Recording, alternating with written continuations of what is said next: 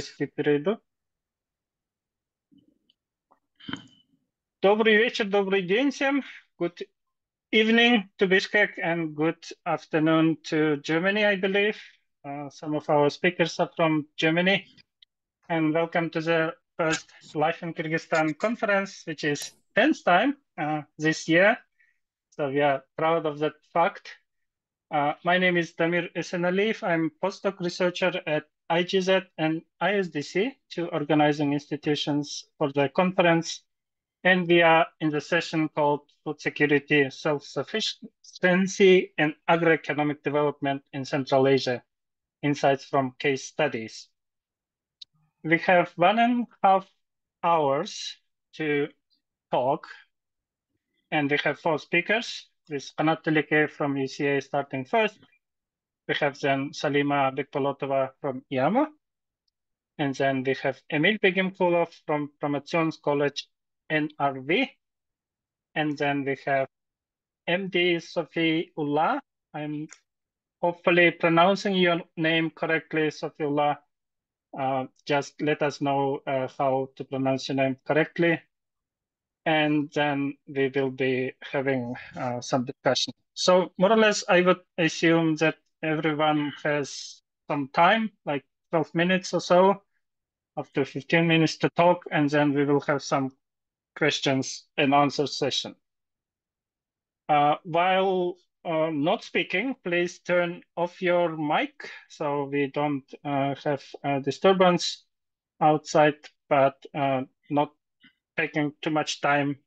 Maybe I'm turning to Kanat Tilekeyev to give him floor to speak and present his work on food self-sufficiency and Central Asian Caucasus.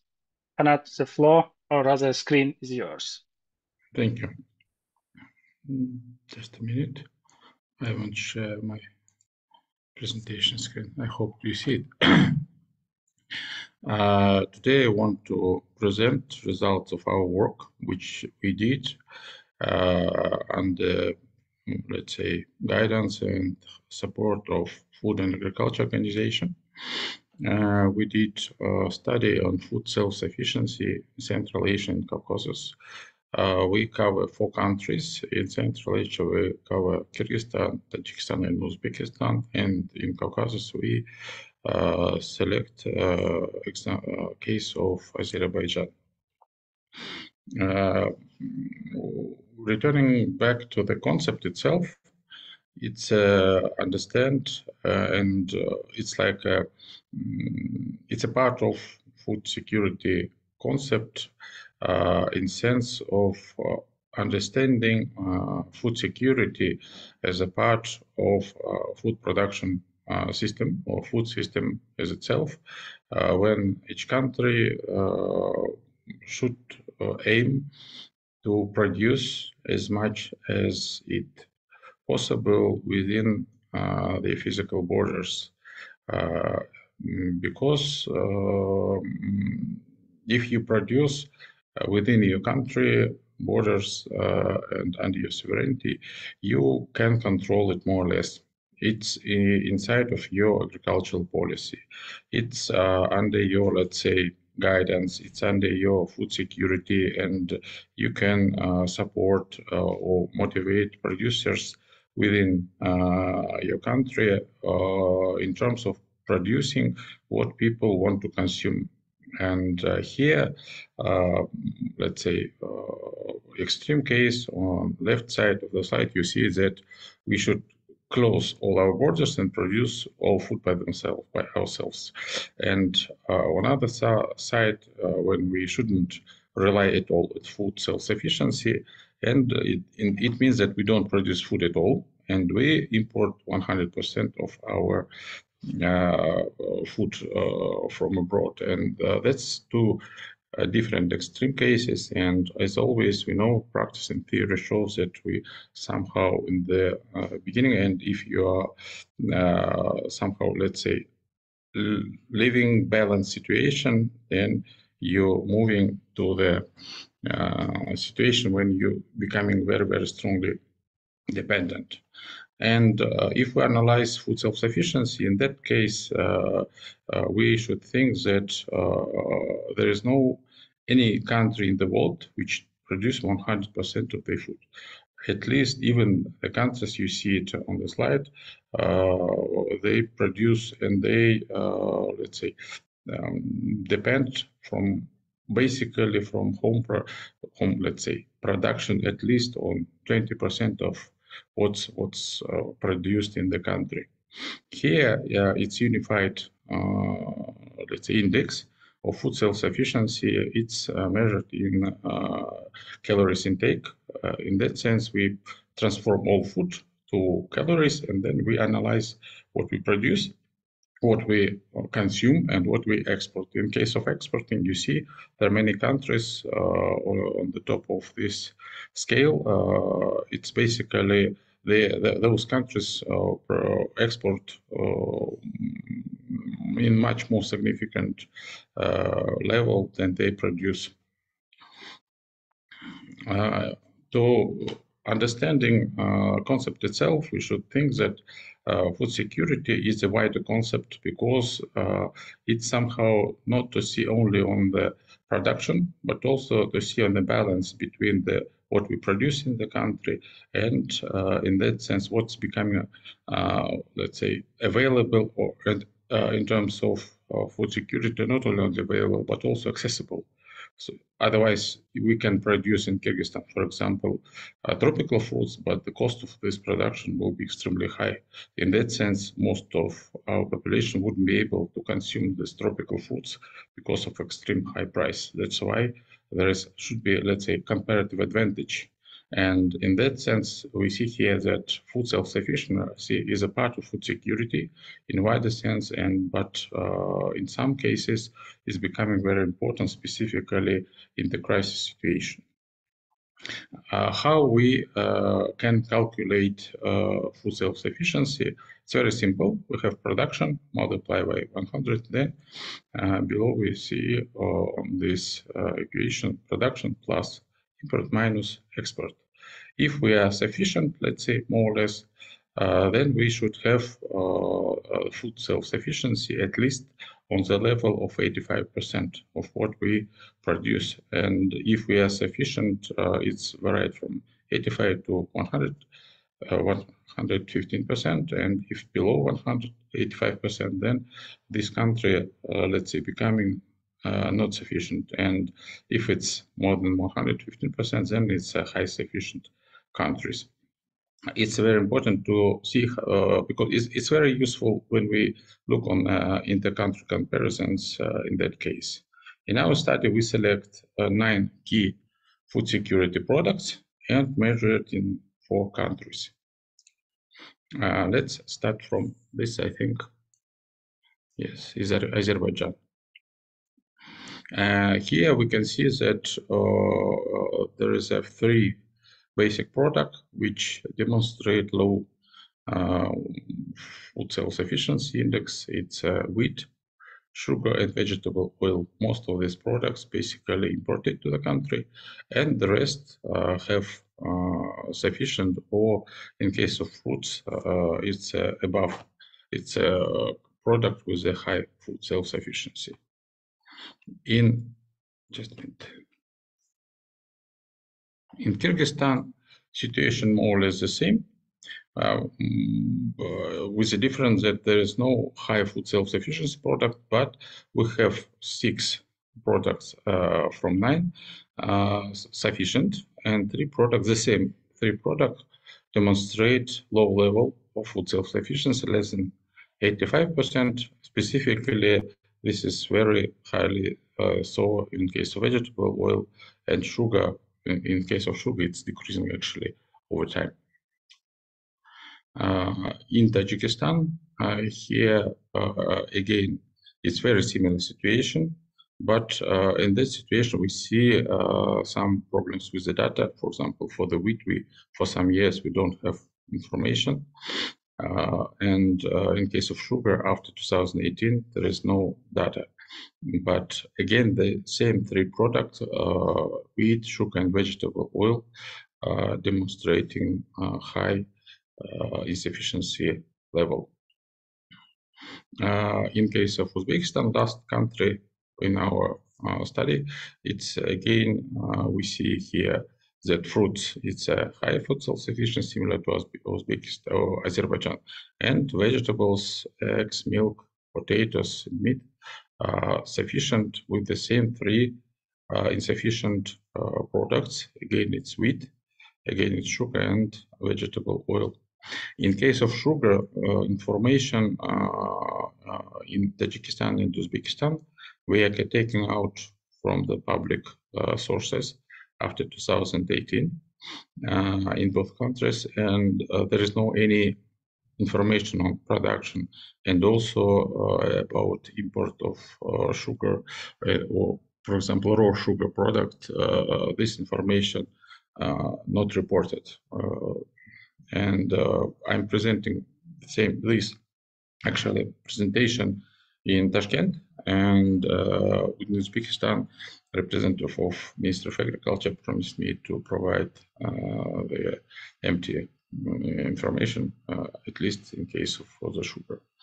But what we can conclude in case of what the similarity or differences between the countries, we have fruits as a high food self-sufficient product in Uzbekistan and Azerbaijan, and for Kyrgyzstan, Tajikistan, it's also at least sufficient.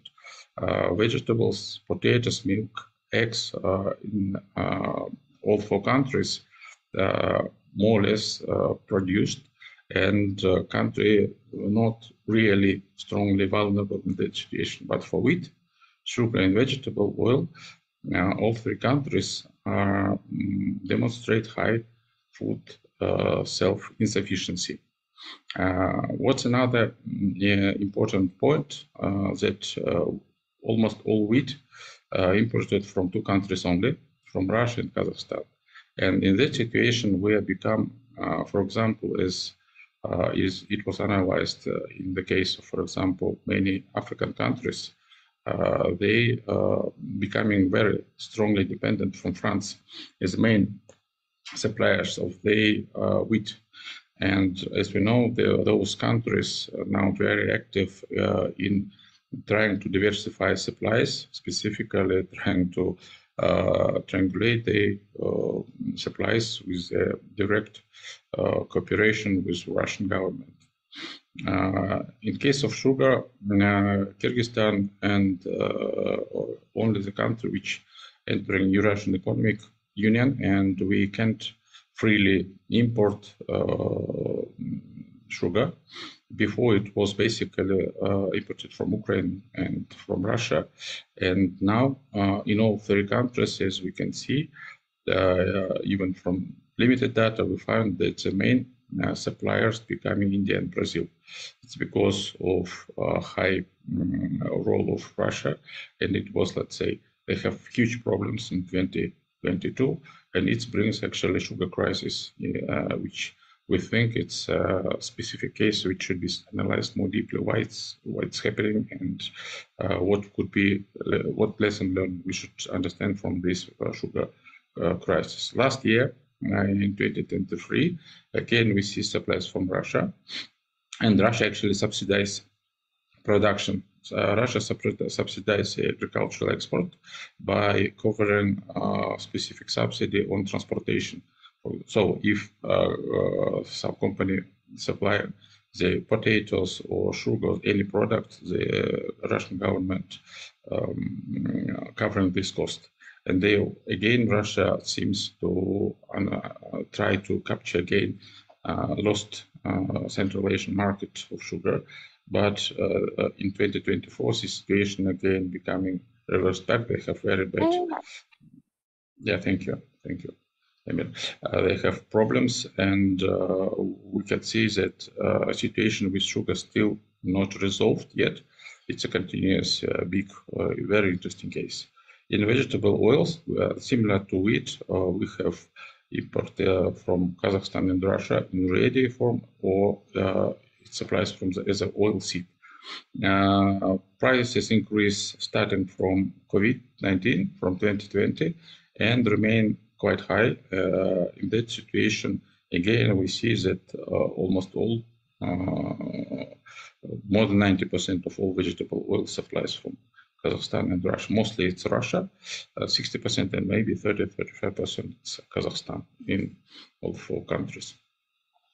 How governments react on this crisis? They try to put different types of bans regulating food import, stimulation food import, and putting increased import quotas. For example, Kyrgyzstan increased import quota from 80,000 to 120,000 tons of sugar in 2022, and its increased quota continues to work even next years.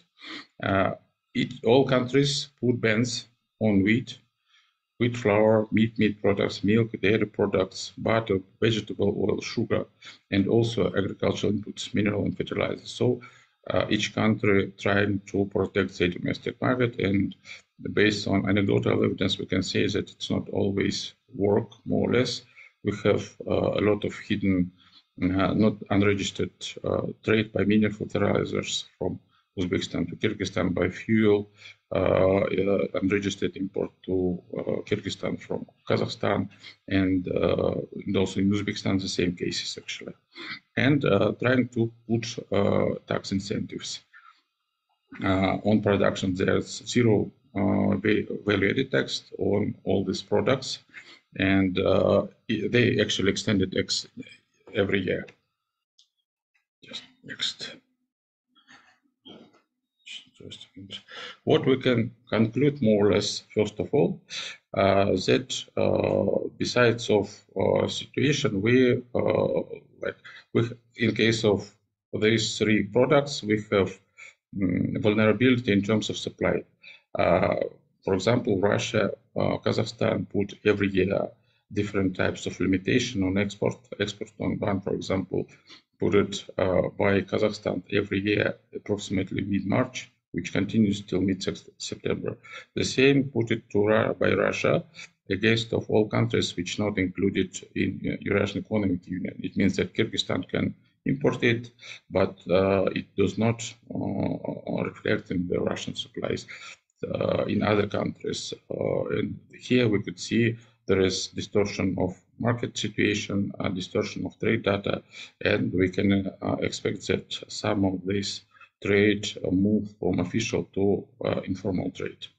And here we could say that we should think to organize with all these four countries, as we can say we have common interest in these three products. We could analyze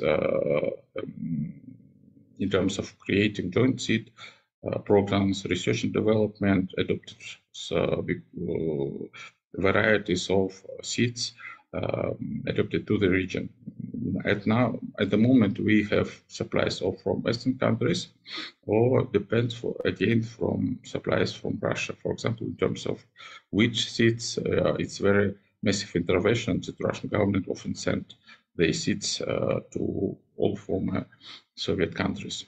In sugar, in vegetable oil markets, we could think that we should think about joint food market for these four countries, and think how we can utilize this common approach to protect our food self-sufficiency. If there is no food self-sufficiency, we could develop this as a joint concept, and because we are not competitors, we are dependent from supplies, and we should think about, let's say, regional, intra-regional, and multi-regional approach, which will help improve our situation. Thanks a lot.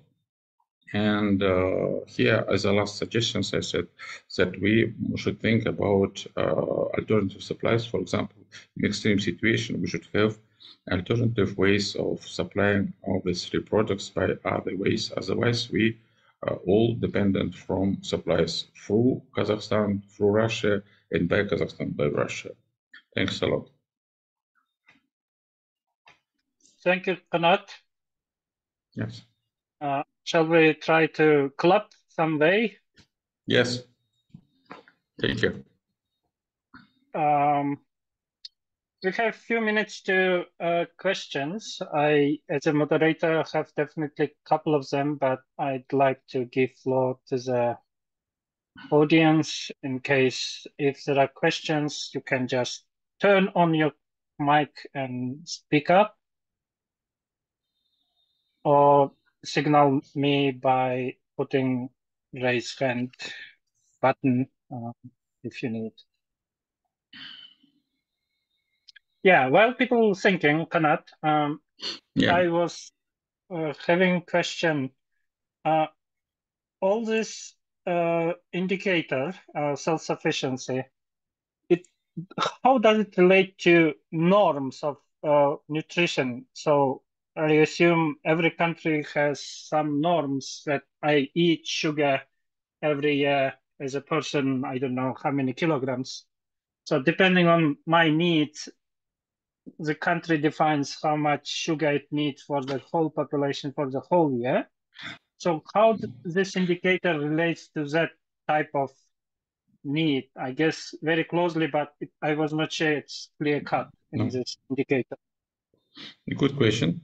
I can answer very simply that there is no relation because, as I said, it's more simplified approach. It's approach from in terms of production and trade. There is no relation to food consumption. Specifically, what you said, it's related to the, let's say, healthy food nutrition or recommended nutrition norms. We do not rely on that sense because it's becoming immediately very comprehensive and very complicated issue. In that situation, we move to the norms, we move, and then we move to the consumption, to the national diets, and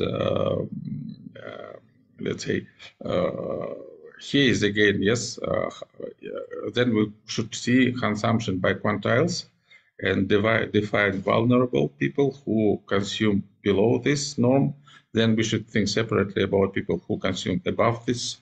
And then, as I said, it's becoming very complicated issue and moves us to totally different dilemma of healthy food,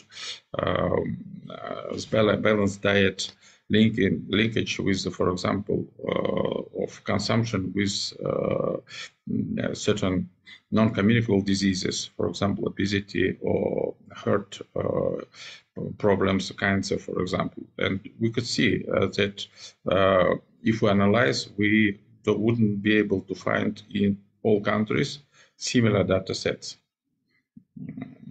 So, as I said, it's become very complicated while we suggest very applied policy-related approach and bring people, specifically policymakers, to the area where they easily analyze it as a critical products because all these products are mentioned in different programs. For all these products, put different incentives. So governments realize this is an issue. And they put it also for other, but these three products in all four countries understand as a critically important. Each country should have stocks of these products, controlling food prices for some period of time. They have a program for distribution, such of these products for free, for example, in case of extreme increasing prices. So that's becoming, and then we move further. We move to the integrated cooperation approach, which will help to protect not one country, but all countries with a very similar interest, because we all dependent, so there is no necessity to make a trade wars instead of arranging, let's say, joint programs or joint cooperation together. That's basically main idea of that paper and this approach. Okay, meaning it's clear cut that this set of products are definitely consumed groups of products, and countries try to produce them in one or another way or import. Okay, any questions from the audience? I have just a question to clarify. These 9 items, are these aggregated items, or is just specific this type of products? It's aggregated in natural form, so it's in kilograms or liters, for example, milk and vegetable oils.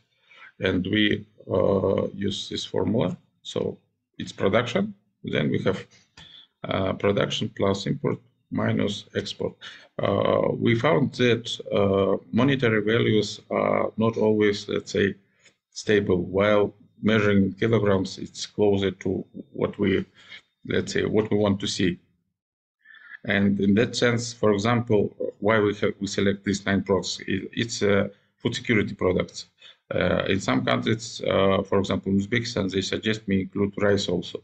But rice, let's say, it's already moving again to the national diet. So it's very popular in Uzbekistan, but less popular, for example, in Kyrgyzstan.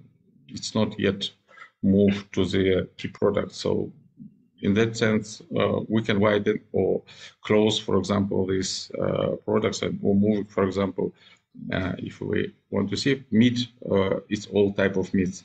Then we could say, if we divide it, then it will be poultry, and in red meat we could see beef, mutton. Let's say there is very low production and consumption of pork, for example. So, and some countries even produce and consume horse meat, but others not producing horse meat. So it's becoming more complicated. Here we could simplify again approach.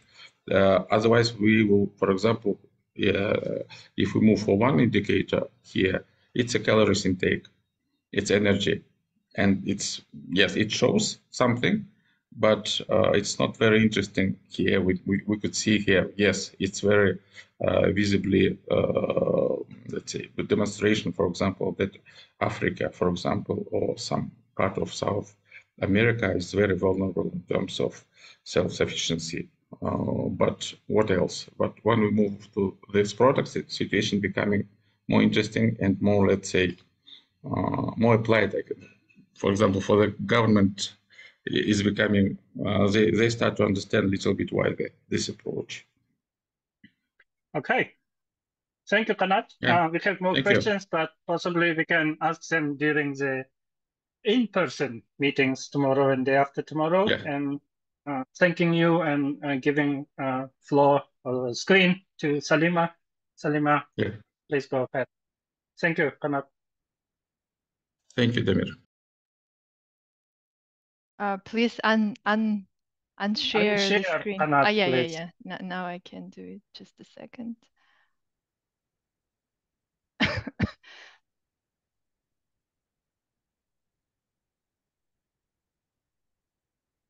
Let me check.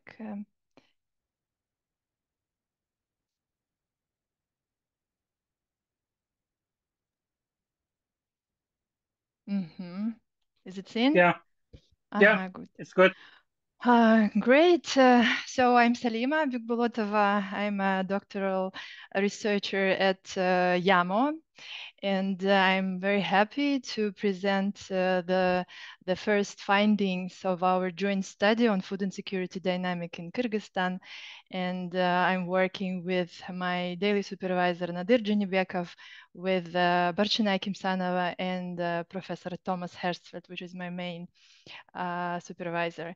And I'm a scholar, UCA scholar here in Germany.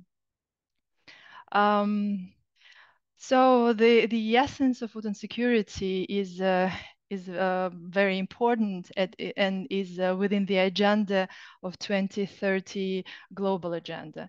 So the specific SDG 2 targets this issue to end hunger, achieve food security, and improve nutrition. But also, the essence of the topic of food insecurity is a cross-cutting and covers SDG 1 to eradicate poverty, 3, 10, and so on.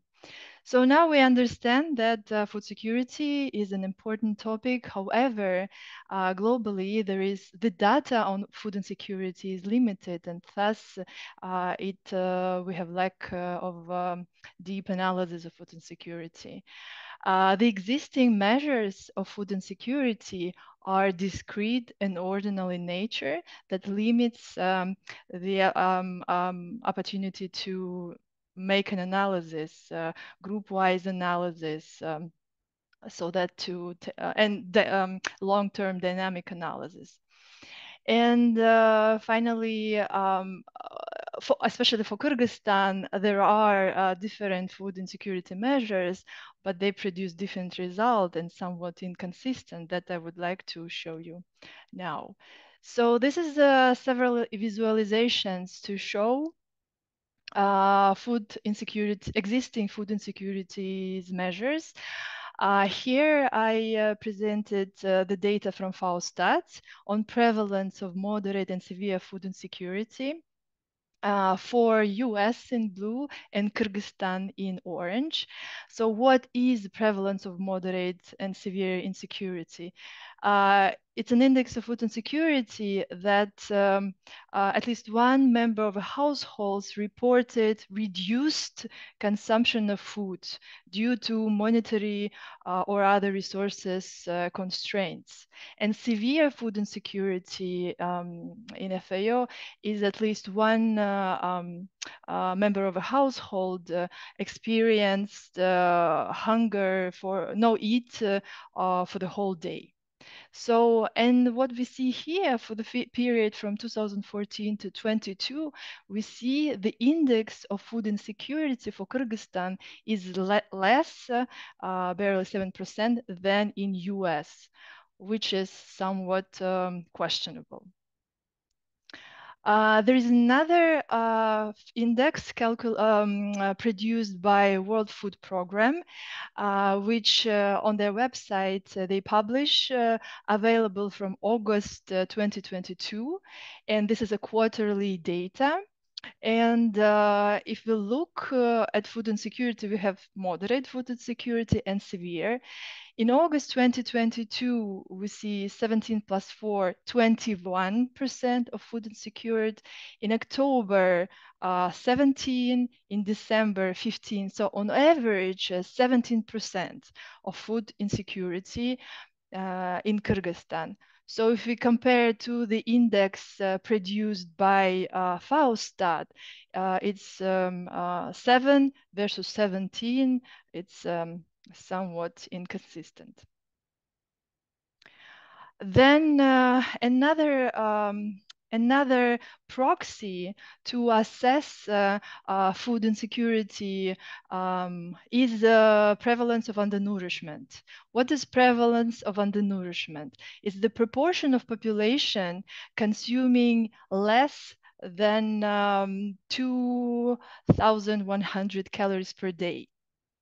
So this statistics is calculated for Kyrgyzstan both by National Statistical Committee and FAO Stat.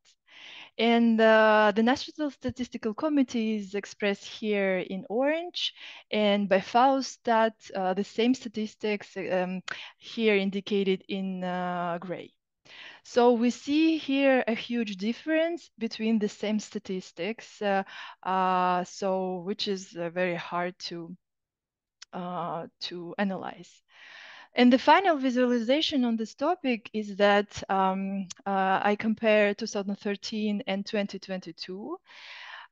So this one in gray, it's the average disposable income in current prices.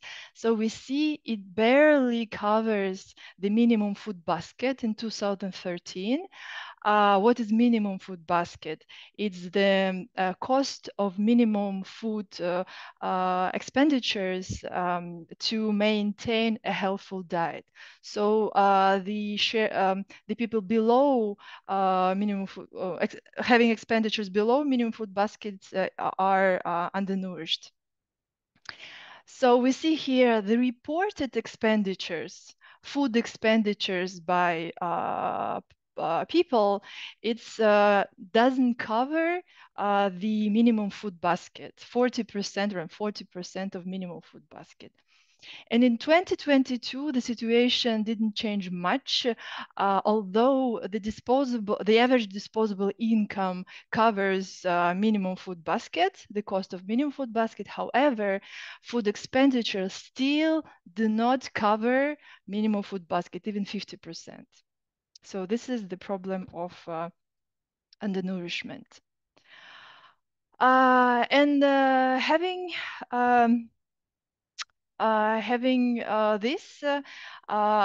study objective for our study is to analyze the dynamics of food insecurity at household and subpopulations level in Kyrgyzstan using some innovative method.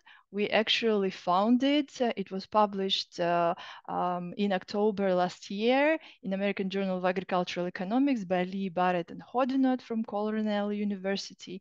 So they presented a new measurement of food security dynamics.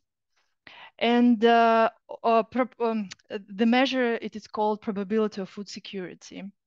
And also one of the objectives is to take into account the high prevalence of home production, and I will explain you in a minute why it is important.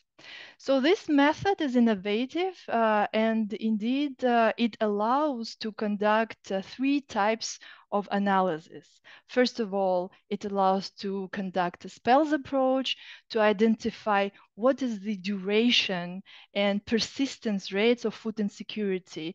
Once a household got into food insecurity, became food insecure, and how long it will last, whether it will go out of the status or not, based on year.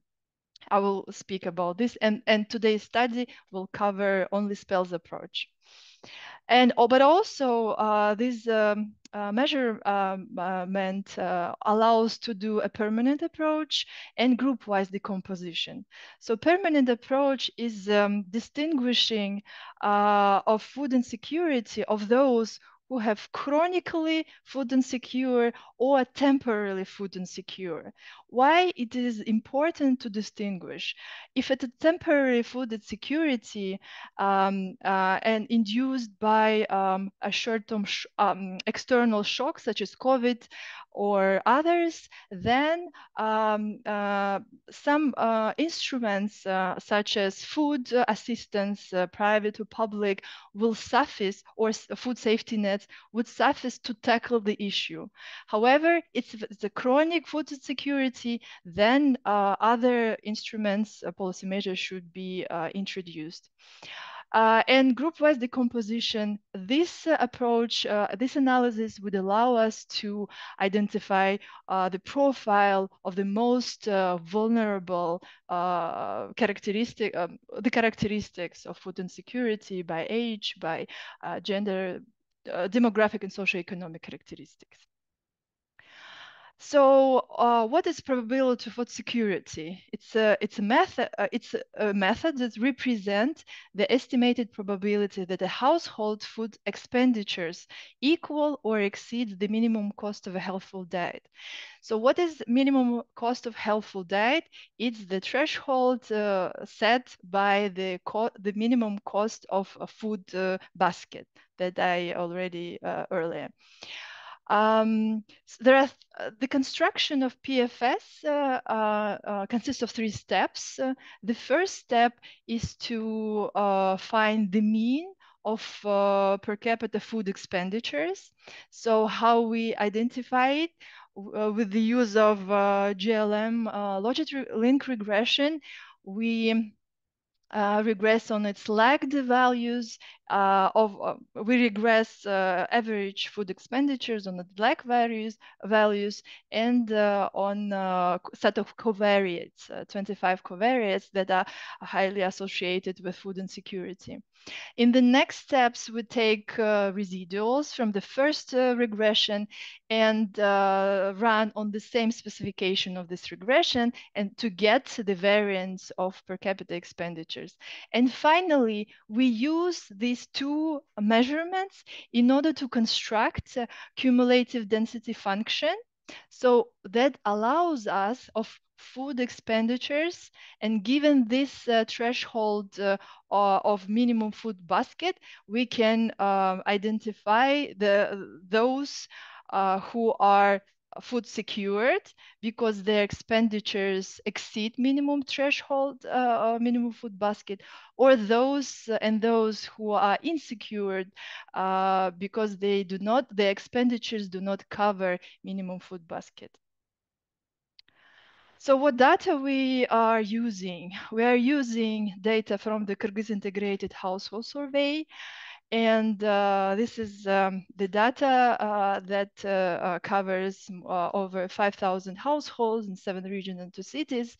We use, we take key variables, annual data on demographic and socio-economic characteristics in 25.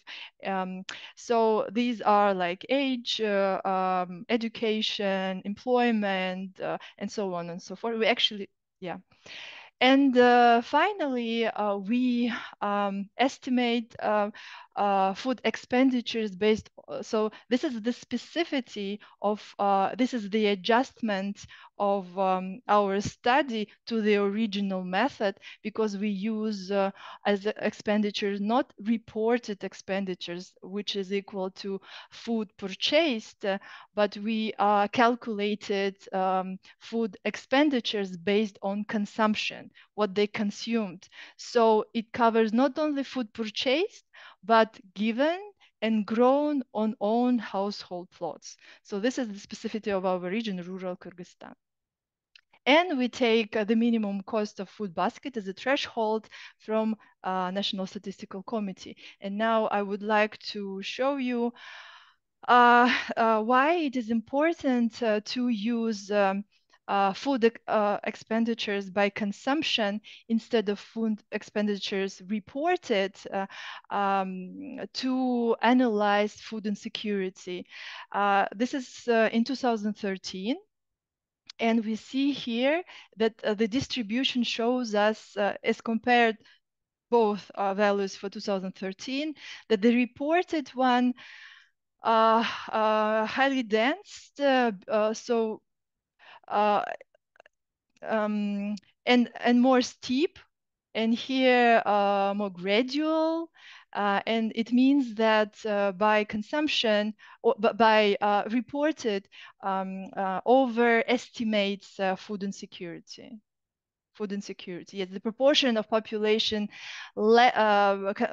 consuming less than the threshold minimum food basket is higher than those calculated based on expenditures by consumption. So, and this situation is persistent over time, and in 2022 we also have the same population, the same situation.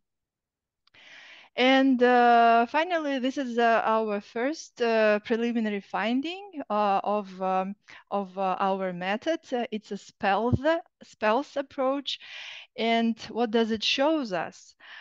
So here on the x-axis, we have years. On the y-axis, we have a share of those of population.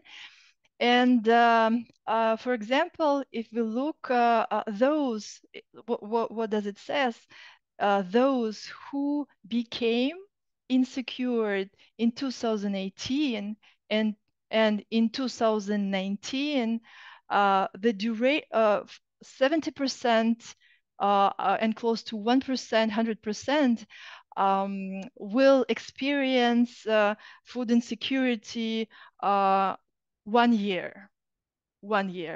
Those who became food insecure in 2017, for 80%, they would have the duration of their status is 2 years, and for 20% is 1 year. For those entered, for those who became food insecure in 2016, the duration of food insecurity for 80% of those is 3 years, and finally in 2014 is 15 years. But again, we are considering the time frame from 2013 to 22. And that's it. Salima, That's it. Say, yes. Sorry, just to say that your time is practically up. You can use it, but with few questions. Yeah. I'm done. I'm done. So I would like to say that again, this study is ongoing, and we have so our next step is to dive deeper into the spells approach, as well as to start the analysis on intergroup variations in chronic versus transient food insecurity, and of course to perform diagnostic and robustness checks. Thank you very much. Thank you, Salima. Trying to clap in some ways.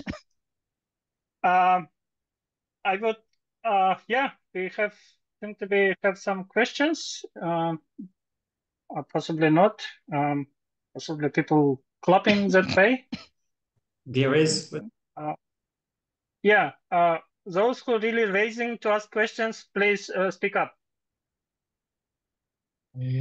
Thank you very much, Professor, for your wonderful presentation. It was interesting. Actually, I'm also trying to work on this topic. The first question from your first slide that you compared Kyrgyzstan with the United States of America, the first step, and some questions came to my mind that what similarities did you found about the USA and Kyrgyzstan, because geographically, economically, culturally, so too many differences here. Why you compare the specifically US with Kyrgyzstan, not any other countries? Thank you. This is it. Okay. Go ahead. Shortly, please. Should I reply or later? Can I reply? Yeah, please. Okay. Please reply. Thank you for this question. Why I took as a comparison US and Kyrgyzstan. Well, first of all, the original paper was done for USA, so I'm as a benchmark for me what to do for Kyrgyzstan, and that's why I looked at the data for US, and then I looked at the data for Kyrgyzstan. But this is somewhat controversial. That's what I wanted to show, that there are different measures with different results, and there is somewhat limited data. And inconsistency. So this here I wanted to show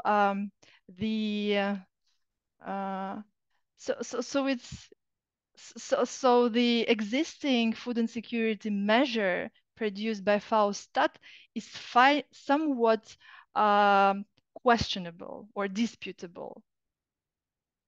And okay. So that I compare to a more developed country such as US.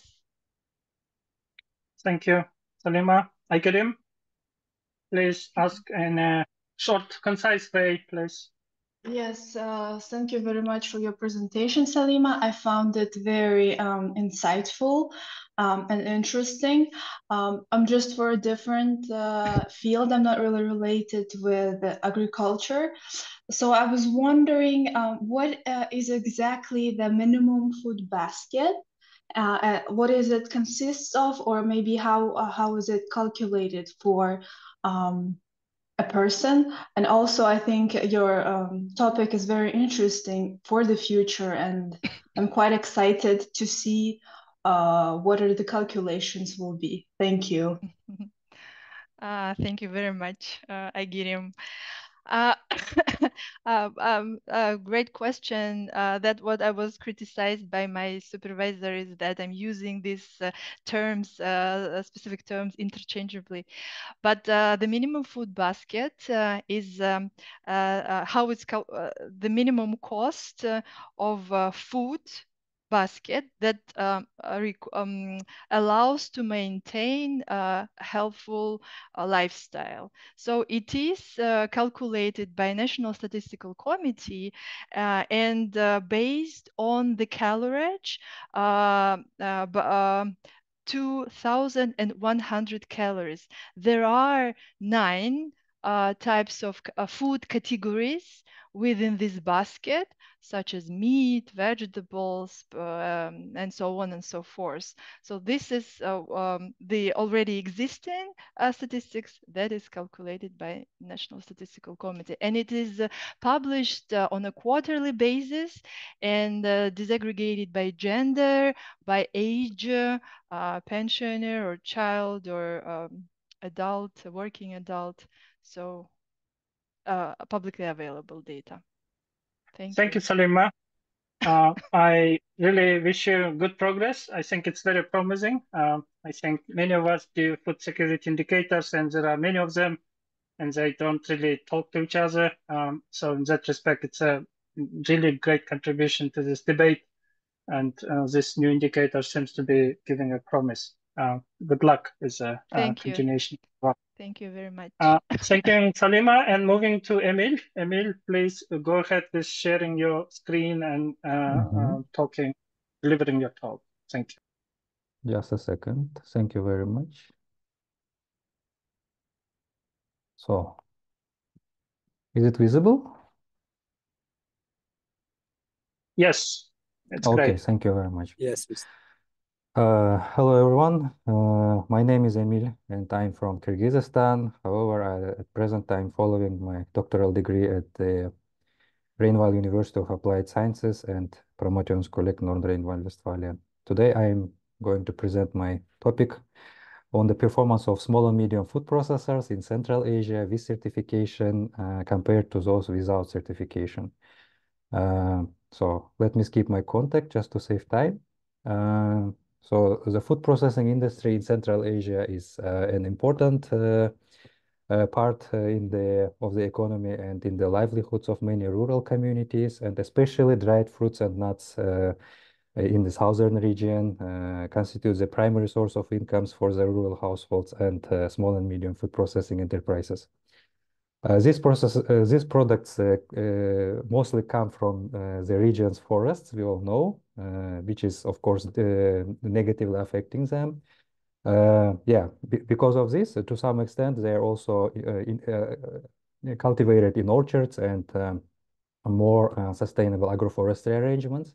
However, the expansion of agroforestry arrangements in the region still faces limitations due to different reasons, such as lack of knowledge among farmers, underdeveloped value addition through processing activities, and absence of environmental and social standards. So before going ahead, let me briefly explain what are they. So environmental and social standards are actually guidelines or criteria designed to promote sustainable and ethical practices in various industries, including food industry. And they are very important in ensuring that environmental conservation, social responsibility, and economic development go hand in hand. And at the same time, there is a growing demand around the world. There are high-value market segments with various standards are gaining popularity. Driven by the evolving consumer demand and consumer preferences. And in the table, you can see three aspects of each of them. Just briefly, let me introduce you so that you have a basic understanding. So environmental sustainability and resource efficiency is achieved through sustainable harvesting and collection, for example, or soil and water conservation efforts, and forest and ecosystem management activities. Also, I would like to provide you some examples. So good examples of environmentally sustainable practices to ensure them are organic certification, Forest Stewardship Council, or Fairfield certification, if you have heard about that. Also, equitable societies and respect for human rights, which is achieved through safe and fair working conditions, employee benefits, for example, or social responsibility along the food value chains. Good example is fair trade. We all know about that, yeah? So next is accountable and transparent operations, mainly achieved through the traceability, establishing quality control systems inspections, such as, for example, HASP, again, organic certification, ISO, and FSSC, and so on. With this, let me introduce you to the problem statement. With the growing global demand, as I have already said, so still food processing SMEs in Central Asia often do not fully exploit these benefits. Yeah, and at the same time, there is a high cost of adopting these certificates, create uncertainties among these for food processing SMEs. So we want to reveal the main problems and so on. Just to briefly also give you an overview of the existing markets or value chains of dried fruits and nuts in Central Asia. So yeah, so value chains consist of different participants, as you can see here, and so various farmers, for example, from agroforestry arrangements and collectors from forests, they sell their products in primary markets to different traders and pre-processors who then sells them in the secondary market, of course, at a little value added to the wholesalers or processors, who in turn export into the global markets or sell in the local markets. Despite this, local value chains are generally underdeveloped or frequently marked by like unsustainable practices, sometimes inadequate traceability or quality control issues, and the absence of innovative marketing techniques and uneven value distribution among the actors of value chain. Yeah, we have developed research framework based on the literature analysis. So in general, we believe that adopting environmental and social standards, they affect they affect the mechanisms such as internal processes of food processors or their environmental parameters or social aspects. At the same time, there are some challenges such as high cost, lack of knowledge, external gaps that hinder the performance of food processors. We have identified different indicators. I'm not going to be very detailed in it, just to give you some overview. For example, internal processors are indicators of food quality, for example, or market demand, whereas environmental parameters such as are indicated through soil for water conservation, let's say, yeah, or social aspects, are they soil working conditions are followed, and so on. Yeah, this framework was our basis for developing case study protocol and our hypothesis. Yeah, I'm not going to read each of them, just we have 6 hypotheses based on the mechanisms and challenges and their effect on the profitability or monetary or non-monetary performance of processing enterprises. Yeah. So the methodology is multiple comparative case study approach. We have identified 7 food processing SMEs in the southern Kyrgyzstan, in Jalalabad Oblast, well known for the walnut forests, and in Batken Oblast, well known for dried apricot. Yeah, brief description of food processing SMEs. So here we can see the region, so Jalalabad and Batken. So main products are wild walnuts, but also in addition, some of them are processing pistachios, apples, capers, and almonds, let's say. Some of them are even processing sunflower seeds. Yeah, whereas in Batken, dried apricots and products derived from dried apricots, such as apricot oil, yeah, apricot flour, for example. Employees are given also in the off seasons, they're quite low. However, during the season, the number of employees is growing significantly. A rough estimation of turnover to have an overview of their size. And quality assurance, yeah. Some of them didn't have certificates, some of them had organic, for example, certificate, but however, it ended. Some of them had organic combined with HASP, and so on. Yeah. So with this, some results I would like to introduce you briefly. The most significant challenges that SMEs faced is mostly lack of financial resources, not surprisingly. Therefore, the adoption of certification schemes mainly was supported or funded by international organizations, non-profit organizations. Of course, this is good. However, the funding and support were usually very limited and provided mostly for a period of 1 year. This means that while processors are just starting to gain their momentum, the certificate expires. Yeah, so we found out that most SMEs and farmer cooperatives funded by this in this way by international organizations could not really well export their produce under the organic or any type of other certification, and this problem actually was not only affecting these 7 enterprises or some of these enterprises, but It has like a chain effect, further concerned more than 500 farm households who participated in the certification programs. Another big challenge was that almost all processors lacked trust in supplying farmers. What does it mean?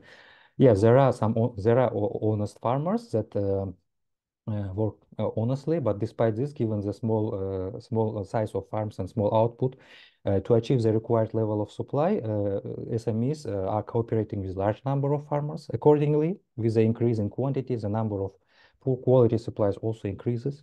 Therefore, processors generally do not enter into contracts for the upcoming seasons, as we have noticed. Yeah, there are contracts, but they are mostly like of a recommendative nature rather than a firm or strong intention of purchase. Yeah. So when interviewed, both parties namely referred to the existence of a market, open market. So for example, farmers could sell their, if farmers couldn't sell their product, they could still sell their harvest in the market in any case. Accordingly, processors also said that if the quality is not satisfactory, they will buy the missing quantity on the open market without any problems, even if it's at a little higher price. As a result, we have poorly motivated farmers who have already passed several rounds of inspection procedures for certification, but whose products haven't been sold at a higher price. Of course, the reasons why these procedures failed are also hidden within processing organizations, despite supportive measures to help obtain certificates and pass inspections, such as, for example, support from international organizations in conducting different training seminars but they were mostly at the initial stage, and later on the entire burden again falls on the processors again. So quite often the managers of these food processing enterprises themselves are mainly directly involved in the processing activities.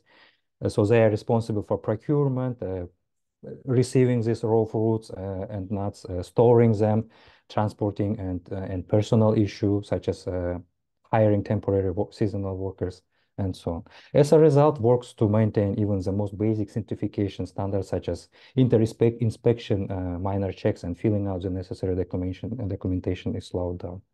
And food processing SMEs also lacked business acumen, such as in finance, for example, or marketing knowledge, handling various documentation, communicating, especially in foreign languages, and so on.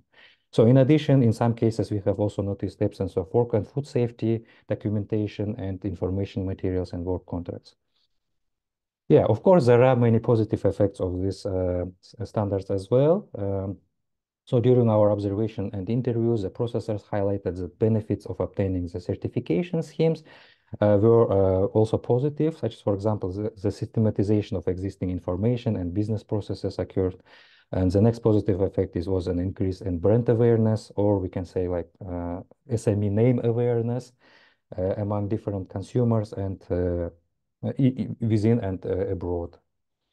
So despite the existing challenges, the internal processes have undergone significant improvements. Also, for example, various training and internal documentation were developed and acquired. And also processors obtained important knowledge on the necessary requirements for exporting their products, even if they, in the previous year, they couldn't export. Still, with this knowledge, they started to work on improving the process with preparation to the next year. This also implies that the improvement of the knowledge base also regarding sustainable harvesting, for example, or farming techniques, or optimization of yield outputs occurred as well as processing improvements and storage and keeping and control of various pests and diseases as well was improved. Of course, NGO support and last but not least, the emergence of various export opportunities. In this word cloud, by the way, you can see the main countries are being exported. So other internal challenges include language barriers, quality, and phytosanitary reports. Yeah. To conclude, our study reveals that certification improves the internal processes of food SMEs, while at the same time it didn't significantly improve the financial condition of most processors directly. Yeah, here we can see, what was supported, which hypotheses were supported, ticked, and crossed, which were not supported. So we mean there were no direct sales due to certificates in this case. So there were no improvement in the monetary performance. So despite this, there were some indirect improvements in terms of non-financial indicators as well. And in terms of environmental and social effects, there were no significant improvements in both of them. I mean, there were improvements in internal parameters. However, in the effect of non-monetary or monetary performance, still, yeah, it probably requires some time to get the effect. And all challenges hinder the adoption. That's why here all of them are supported. And so as a result, their effects on organizational performance also. Yeah, and some recommendations based on our study. So first, international organizations, so we recommend them to perform more detailed feasibility studies, so on place while financing the adoption of certificates. And so include also, this should also include, would be good also to include market research on the existing demand within Central Asia, and include also cost-benefit analysis of the financial implications on small and medium farmers as well, not only on the SMEs. And besides, there is also a need to invest in continuous education and training of farmers, and not only of also owners of processing SMEs, the managers, staff, in order to improve their understanding and of environmental social standards, and of course, improve the implementation processes. Of course, policy work should also be conducted along with the capacity building efforts. So it's important in close collaboration to work with the local and state governments. First of all, to improve the regulatory base, and to, which could also, in its turn, to support the sustainable farming and organic farming, let's say. And of course, enhance the market positioning of SMEs in international markets. So in this case, also our government could act as a promoter in the international markets. For food processing SMEs, we would suggest to shift their focus from short-term gains to establishing long-term business strategies, and to build a strong foundation for ESS adoption. Thank you very much. This was my research. And if you have any questions, please feel free to ask. Yeah, thank you, Emil. Trying to clap again. Any questions from the audience? Emil, maybe you can elaborate a little bit about your data collection methods. Is it more qualitative, just sitting and talking to these SMEs? Yeah, I just finished the data collection like this summer, and currently I'm analyzing the information. Not only sitting and talking. Yes, there were some semi-structural interviews based on the developed case study protocol, but also we could collect some additional financial data, for example, data on the regarding how the certifications were performed. Also, we collected some inspection documentation, which requires some time to be a bit. I believe that it could be also quantitatively analyzed. But for now, yes, the research so far has been conducted in a qualitative manner. Yeah. Okay. Sounds good. In a way, did they also have views on how things to be improved? So you suggest them to do something, and also to government, but I guess they are the key source in terms of knowing what to be done that benefits them. Yeah, the study results haven't been still communicated to the farmers, of course, or to the international organizations. These are only preliminary recommendations. However, yes, we think that we will develop some handouts, materials, and we will, of course, share this. Our project is also aimed at sharing the information within farmers, bringing the results to the local communities. Of course, we will. After obtaining all the results, we will disseminate the information, first of all, among the let's say, vulnerable participants. These are farmers and food processors. But so far, we could only collect the data, yeah, and only to obtain, we could only obtain this overall picture. Why actually organizations, for example, in Kyrgyzstan, you have to compare with Uzbekistan, and even in Uzbekistan, for example, dried apricots are not exported as organic. However, for example, there is a potential in Kyrgyzstan to export it as an organically certified walnuts. Yeah, let's say it like this, and sell it at a higher prices. What are the reasons behind this lack of this field area. Okay, sounds interesting. Thank you. Thank you very much. I don't see any hands raised, which probably means there are not many questions. Then I'd like to thank Emil. Wish you good luck with your finishing your work and publishing, and also giving back information to farmers and SMEs. Good luck. Thank you very much. Thank you. Thanking Emil, and moving to our last but not least, the speaker, Sofiullah. Apologies if I'm pronouncing your name incorrectly, but the screen is yours. Please go ahead with your presentation. Thank you so much, sir. The pronunciation was correct. I was having audio issues, therefore I couldn't respond to you when you asked at the beginning of the session. I will share my entire screen. Let's see. Okay.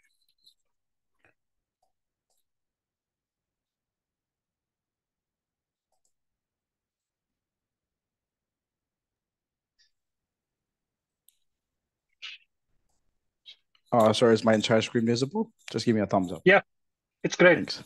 Thank you. Go ahead.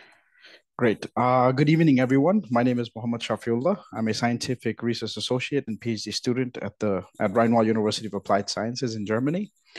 Before I begin with today's presentation, I'd like to thank the organizers, the partners, and our session moderator for making this conference possible. I also appreciate the support from my sponsors and my co-author and PhD supervisor, Professor Dr. Dietrich Dar. And my gratitude to the academic committee for giving me this, privilege to be a part of this conference, and the numerous researchers that have developed this Life in Kyrgyzstan surveys over time to give us a foundation for us nascent researchers to continue on with their legacy. Lastly, I appreciate the smallholder farmers that helped us to provide responses for this study. Okay, so the title of this presentation is the Socio-economic Assessment of Existing Forest and Agroforestry Production Systems for Walnut and Apricot Production in Kyrgyzstan. It's a field study using Monte Carlo simulation analysis. This project was possible through the support of the SUFA Chain project, which basically is a collaboration between research and SME partners from Germany and Central Asia. And the research and the SUFA Chain acronym basically represents promoting sustainable land management through product, process, and SME development in non-timber forest products and agroforestry value chains of Central Asia. So we can always skip the outline because we're going to see the interesting topics about the field study and the methodology, the preliminary findings from our field work, as well as the future research interests that I have. So the field study, the locations for our field study was in Batken Oblast, Arslanbob Aylaymak, and Jalalabad Oblast. So basically 3 study locations. And the study was conducted from July 2024 to August 2024. So basically we have recent data. There was 3 components to this study. First of all, it was a household survey. Secondly, a focus group discussion and expert interviews that were carried out in all of these regions. There were approximately 256 household surveys, and this was conducted by an enumeration team using a snowball sampling approach, considering the geopolitical situation near the borders of Kyrgyzstan. So in today's presentation, we're going to focus basically on the socioeconomic assessment part. However, this household survey comprises of 3 major components. The first one being a socioeconomic assessment. The second, which relates to tree and crop management, which was conducted by my colleague, Mr. Philip Shearning, who is a soil scientist and PhD candidate at our university.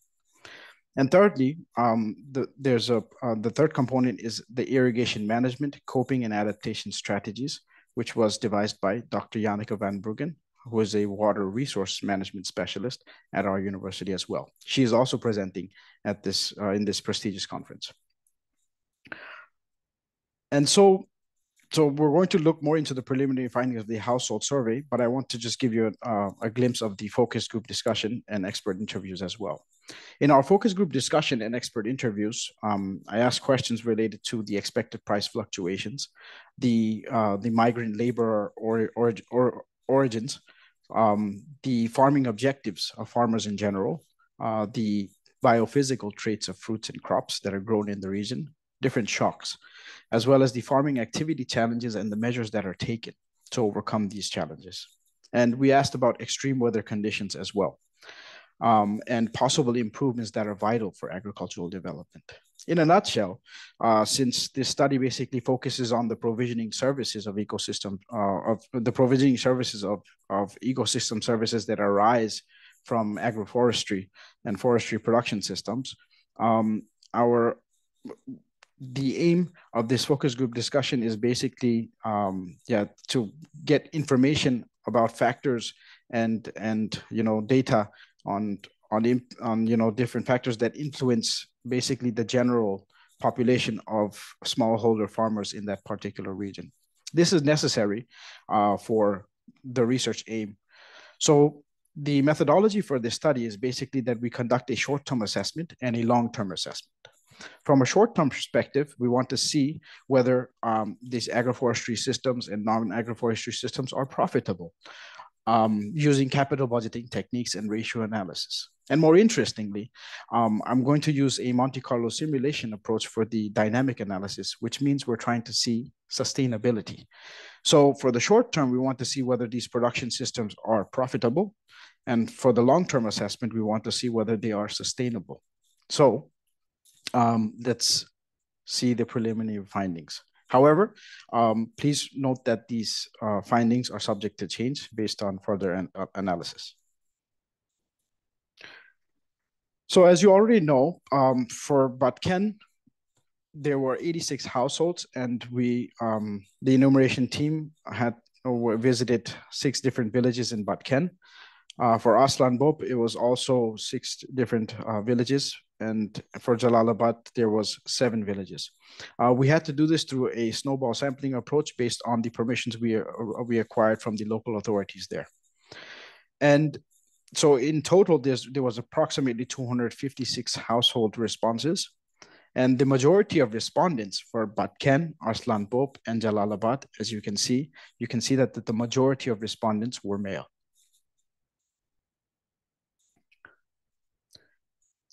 As we proceed, you can see that the majority of household respondents, they were household heads.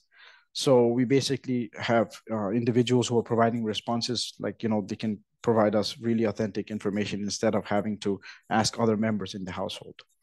And the level of education that they have is at least secondary. As you can see here, they have at least secondary studies for all of the regions that were specified, and which means that it was much easier for our enumeration team to correspond and for them to understand and comprehend the question that we asked. So, which basically gives us insight into the reliability of the responses. For the household heads, the average years of farming experience ranged from about 16 years to about 22 years. So they're quite experienced in the farming activities that they practice.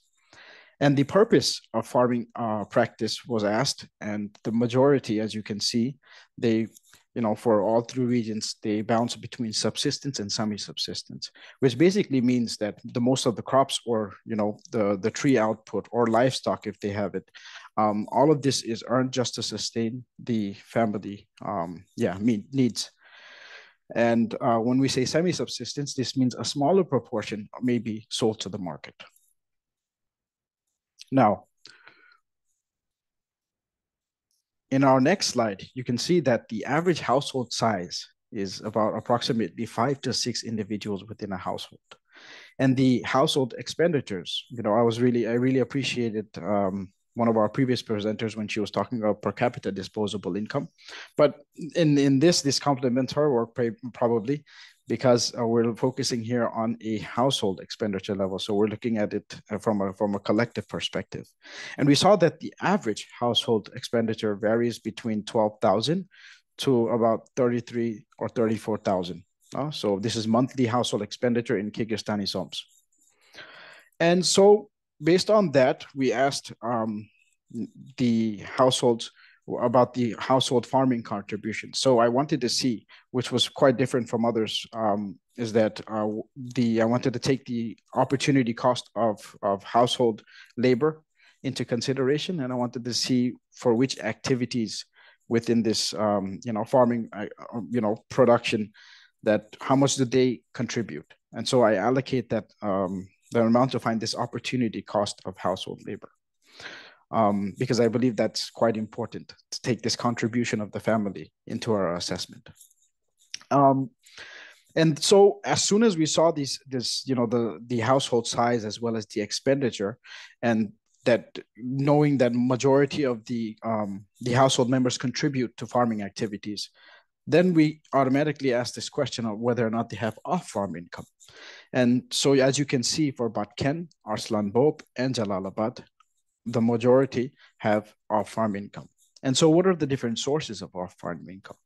They include contract services, pension payments, self-employment, state employment, they're seasonally employed, social welfare benefits, local labor that they provide, tourist services that they earn from, as well as salary-based income.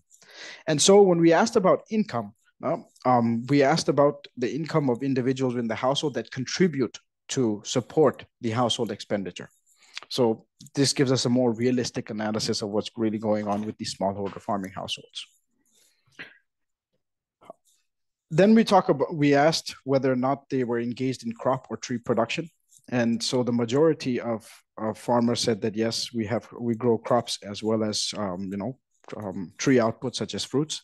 And as you can see on the right, I won't specify all of them. I've highlighted the ones that are common from one region to another, which would help us analyze the profitability and sustainability of existing farming production systems and agroforestry systems for each of these regions. And when asked about tree production, they also agreed that, yes, we also grow trees, tree fruits and stuff like that. And as you can see, apricots were apricots and walnuts were the major tree outputs of all the regions. And the purpose was that they, harvested these crops or outputs was because for food, for personal consumption and market sale, fodder, fuel for fuel for heating, as well as timber and land benefits. And we asked this individually to all of the farmers to take into account, how much do they sell off farm and at what prices do they sell in the villages or the markets? Because I know from a perfectly competitive market perspective, we understand that the smallholder farmers are homogeneous in nature, collectively or in aggregate. However, I wanted to take this individual heterogeneity from one farmer to the other to give us a more realistic analysis and to take advantage of the skewness from their responses for the entire assessment. And then lastly, we asked them about their livestock production. As you can see, for Batken, almost 75% of smallholder households did not have any livestock. However, for Arslanbob and Jalalabad, it was quite significant. And you can see on the right, I provide the different examples of the types of livestock that they have. As we move on, more interesting, we understand that through agroforestry, this can actually, maximize our environmental benefits that we get. And therefore, we try to see whether or not the individuals or households that are practicing agroforestry in the regions, whether it's profitable and sustainable. And so, as you can see that we asked this question, whether or not they have different types of agroforestry systems. So do they combine crops and trees together and livestock? And once we did that, we saw that, there's different agroforestry practices within the regions. For example, for Batken, as you can see, they have alley cropping, food forests, home gardens, and windbreaks. And so the combinations, we can compare the profitability and sustainability based on even the agroforestry practices for each of these regions. We have this done similarly for Jalalabad as well. And as you can see that we also asked about the agroforestry aid. So how many years have you been practicing this agroforestry? Because we need this for this long-term analysis where we understand how, we can find the differences in profitability based on which year they are currently in their agroforestry system. And this would give us, show us these heterogeneous differences within the profitability of these households. Interestingly, one of my colleagues was working on certification, Mr. Emil Begimkulov, and we also asked whether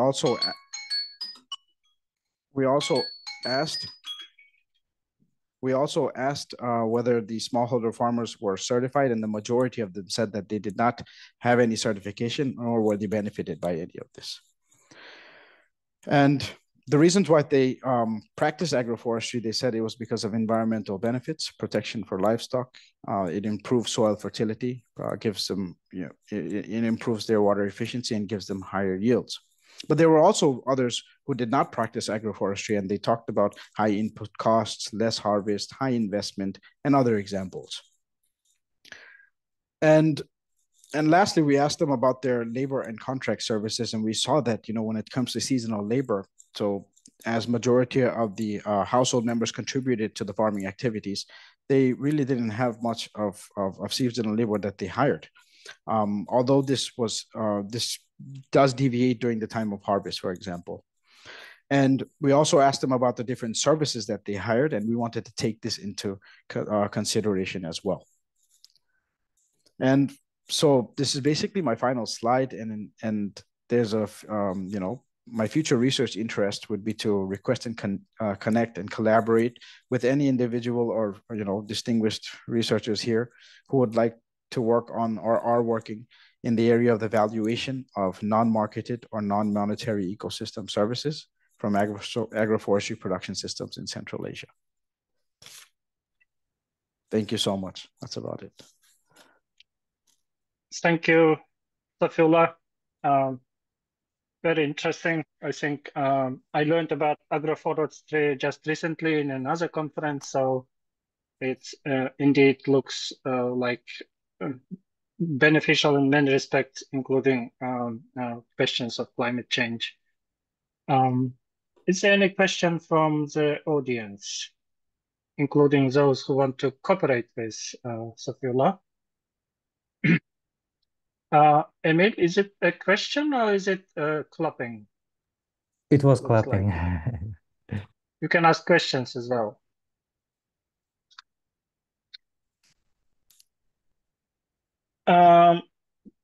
Maybe I can ask Sofiullah, you mentioned a couple of methods, capital budgeting techniques and ratio analysis. Can you clarify a little bit, at least first one? What do you do exactly? Definitely. I'm so excited. So thank you for the question. The idea for this short-term assessment is basically to use this capital budgeting techniques and ratio analysis that I talked about. When we're talking about capital budgeting techniques, I want to see I want to analyze the net present value of these production systems and profitability. And so and the second part, when I say ratio analysis, is because typically we find studies where they say that, there's a positive NPV. So the net present value, which basically means in the short term, this system is profitable, right? However, I wanted to compare this based on the household expenditures that they have and wanted to see whether this sustains in the short run, because according to J.M. Keynes, we know that if we don't sustain in the short run, we can never survive in the long run. And so the idea is basically to see that whether the farming production system is profitable, and whether this profit is significant, which means significantly able to contribute to the household expenditures. The reason why we couldn't go for from a per capita aspect is because when it comes to smallholder farmers, they're very sensitive, and their responses or their expenditures are very, let's say, it can be triggered by very small expenses. And therefore, we wanted to collectively analyze the household in general, because there's many contributions from different individuals. And so I hope that answers your question, why we want to use this capital budgeting techniques, which includes, supposed the net present value approach, as well as the ratios, to see whether there's, this ratio between contribution between farm and off-farm income to meet these household expenditures. Okay, so very interesting. I think the data used by Salima, Kyrgyz Integrated Household Survey, has quite a number of details about production side as well as inputs, and definitely from income side. So if you are really interested in using data with large sample, 5,000 households, that could be worth looking. I mean, if you are really excited about quantitative approaches, then you have a lot of statistical power. And sorry, may I add one more thing? I also cross-checked. The reason why I complimented her work, her finding that she presented today, was it was something around 7,000 something of expenditure, no, that she showed vividly. And when I multiplied this by the number of households that I had, then it was like around that 35 or 33,000 range. And so there was a good connection to that. So I appreciate the support of my enumeration team. Okay. Sometimes happens. Very good. Murtaza, do you have a question? Please unmute your microphone and ask your question. Thank you very much. I really enjoyed Mr. Sofiullah's presentation, but by the way, it was a round of applause. It wasn't a question. So it was an applause. Okay, thank you anyway. Thank you. Then, given the time, we promised to finish 3 minutes ago. I wouldn't dare to keep people too long. I'd like to thank all our presenters. Let me name them. Kanat Tilekeyev from University of Central Asia, talking about food self-sufficiency. Salima, talking about food insecurity dynamics in Kyrgyzstan. Emil, talking about SME, food processors and certification. And Sofiullah, talking about agroforestry and socio-economic assessment. So it was our first session, more or less parallel session in the Life in Kyrgyzstan study. I'd like to thank again all of you for submitting your papers and your research. Thanking our audience today for joining us and listening and clapping in certain ways. I hope to see many of you tomorrow in Bishkek in the conference venue. And those who cannot be in Bishkek, please join us online. Every session is supposed to be in a hybrid mode, which means you can connect anytime and learn a little bit. I think food security, agriculture is quite a big topic. We have a keynote speech on livestock by Martin Patrick. So it's quite a big topic in this conference this year. So thank you very much once again. I'm closing the session and thanking the interpreters and the technical team, as well as our supporting colleagues, Saul and Panosha and others. Thank you very much and good evening. Thank you. Thank you. Thank you. Thank you so much. Bye-bye.